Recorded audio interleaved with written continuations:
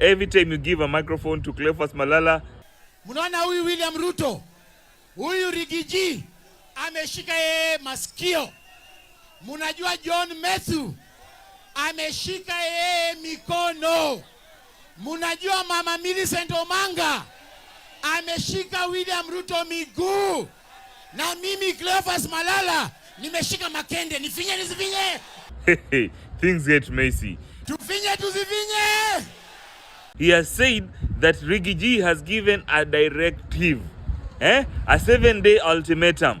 Kwa siku 7 kama hii mafuta haitapunguka, tutafanya maandamano.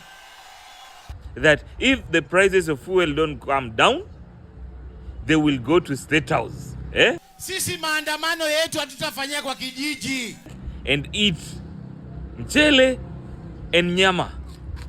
Tutakuja kukula hiyo mchele yako hapo State House. Rice and meat. Mko tayari? Mtawajoin?